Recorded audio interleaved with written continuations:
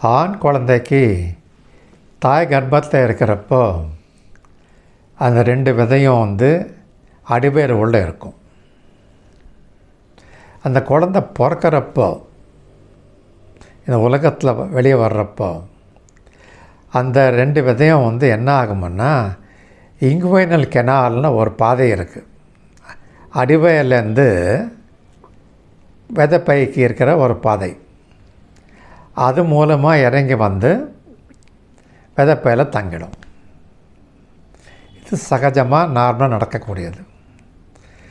ஒரு சில கண்டிஷனில் என்ன ஆகுமுன்னா, அந்த விதை அந்த பாதை மூலமாக இறங்கி விதைப்பையில் போகாது. சில பேருக்கு 2 விதையும் இறங்காமல் இருக்கும், சில பேருக்கு ஒரு விதை மட்டும்தான் இறங்காமல் இருக்கும், 1 இறங்கி இருக்கும், அப்படியெல்லாம் இருக்கும். எப்போ விதை அடிவயரில் இருக்கோ, உடம்பு சூடு இருக்கு இல்லையா, 98.46 டிகிரி செல்சியஸ், அந்த டெம்பரேச்சரில் விதை சரியாக வேலை செய்யாது. உயிரணுக்கள் உற்பத்தியும் ஆண் ஹார்மோன் டெஸ்டோஸ்டான் தயாரிப்பும் பாதிப்பு ஏற்படும்.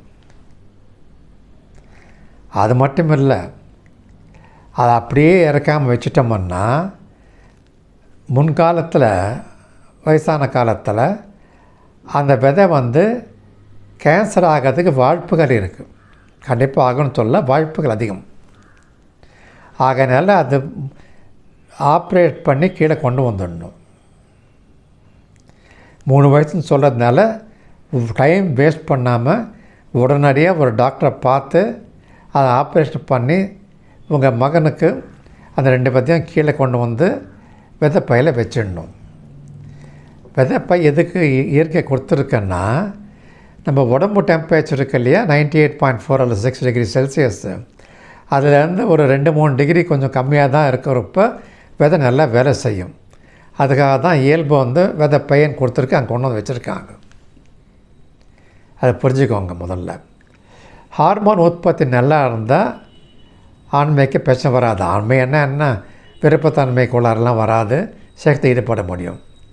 ஹார்மோன் உற்பத்தி நல்லா இருந்தது, விதை நல்லா வேலை செஞ்சதுன்னா உயிரணுக்கள் உற்பத்தி நல்லபடியாக இருந்து நாளைக்கு குழந்தை பாக்கியம் வர்றதுக்கு வாய்ப்புகளும் அதிகமாக இருக்கும். அப்படியே விட்டுடாதீங்க.